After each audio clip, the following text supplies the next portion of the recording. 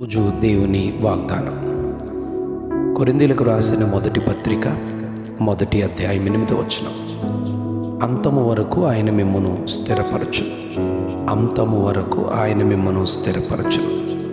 మన ప్రభు అయిన యేసుక్రీస్తు దినమందు మీరు నిరపరాధులై ఉండునట్లు అంతము వరకు ఆయన మిమ్మును స్థిరపరచును.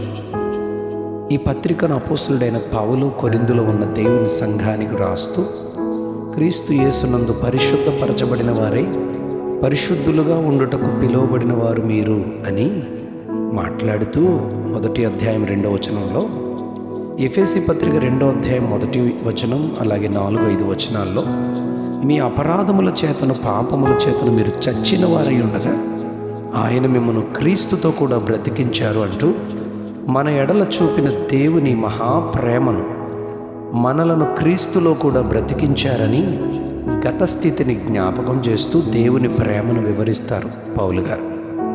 కొలసీ పత్రికలో 1వ అధ్యాయం 22వ వచనంలో ఆయన మాట్లాడుతూ పౌలు గారు తన సన్నిధిని పరిశుద్ధులుగాను నిర్దోషులుగాను నిరపరాధులుగాను నిలువబెట్టుటకు ఆయన సమర్థుడు అని ఆయన తెలియజేస్తారు. 2వ తిమోతి 1వ అధ్యాయం 12వ వచనంలో, నేను ఆయనకు అప్పగించిన దానిని రాబోవుచున్న ఆ దినము వరకు ఆయన కాపాడగలడని రూఢిగా నమ్ముకొనుచున్నాను అని ధైర్యంగా నిలవబడి దేవుని కొరకు పరిచర్యలో శ్రమను అనుభవిస్తాడు.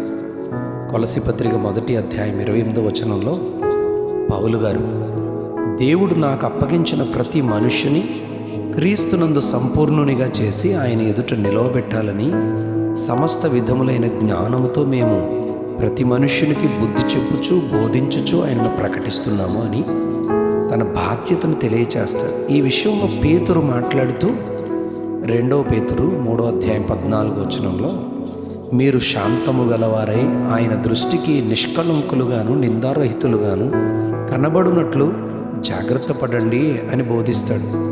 ప్రభువు నమ్మదగినవాడు, ఆయన మిమ్మల్ని స్థిరపరచి దుష్టత్వము నుండి అనగా దుష్టుని నుండి కాపాడును అని దెసలోనికలకు రాసిన 2వ పత్రిక 3వ అధ్యాయం 3వ వచనంలో ఆయన యొక్క నమ్మకత్వాన్ని, దేవుని ఉన్నత నమ్మకత్వాన్ని తెలియచేస్తాడు.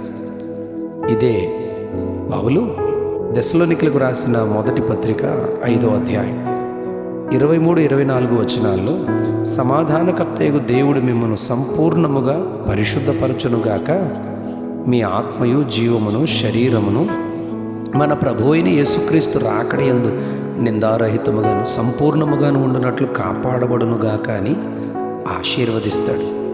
మిమ్మును పిలుచువాడు నమ్మకమైన వాడు గనుక ఆయన అలాగు చేయును అని దేవుని మహిమపరుస్తాడు. ఎఫెసీ పత్రిక 5వ అధ్యాయం 27వ వచనంలో, దేవుడు తన స్వరక్తమిచ్చి సంపాదించిన సంఘము అనబడిన మనల్ని నిర్దోషమైనదిగాను మహిమగల సంఘముగాను ఆయన తన ఎదుట నిలువబెట్టుకొనవలనని వాక్యముతో ఉదక స్నానము చేత దానిని పవిత్రపరిచి పరిశుద్ధపరచుటకై తనను తాను అప్పగించుకున్నారు అని యేసయ్య ఘనమైన పరిశుద్ధపరిచే పరిచర్యను గూర్చి బోధిస్తాడు.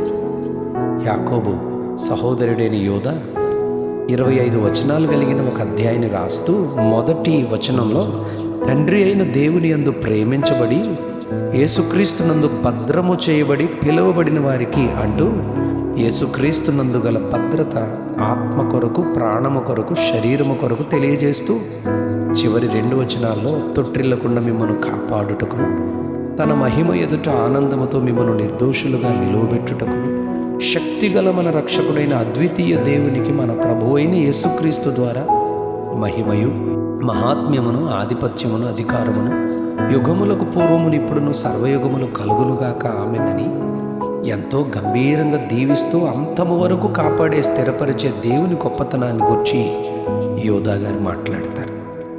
ఒక చిన్న ఉదాహరణతో ఈ సందేశాన్ని ముగిస్తాను.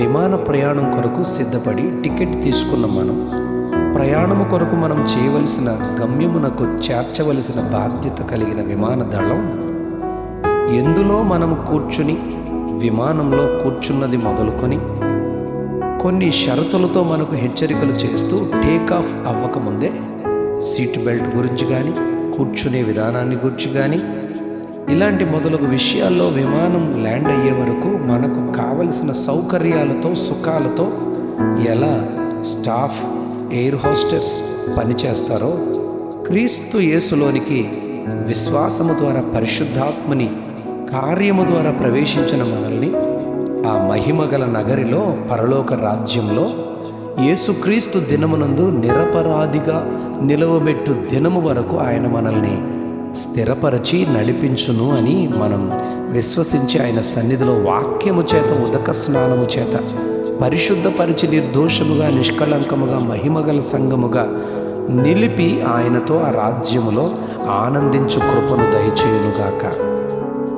Amen, amen, amen. ఒక్క మాట, నా వెంబడి రండి, నేను మిమ్మను మనుష్యులను పట్టు జాలరులనుగా చేస్తానని పిలిచిన యేసయ్య పేతురును శిష్యునిగా అపోస్తులునిగా చేసి 3 సార్లు యేసును నేను ఎరుగను అని చెప్పినప్పటికీ వలలు చేతపట్టి విడిచిపెట్టిన సముద్రములోనికి మరలా చేపలు పట్టబోయినప్పటికీ ప్రేమతో దరికి వెళ్ళి పిలిచి ఆహారమిచ్చి తన పిలుపును గుర్తు చేసి 3 సార్లు బొంకిన పేతురు నోటితోనే నన్ను ప్రేమిస్తున్నావా అని అడిగి నేను ప్రేమించుచున్నానని చెప్పించిన యేసయ్య నిన్ను కూడా అంతము వరకు స్థిరపరిచి తన ఘనమైన రాజ్యంలో నిలవబెట్టు కృపను సమృద్ధిగా మనకు, నీకు, నాకు ఆయన అనుగ్రహించునుగాక. Amen, amen, amen.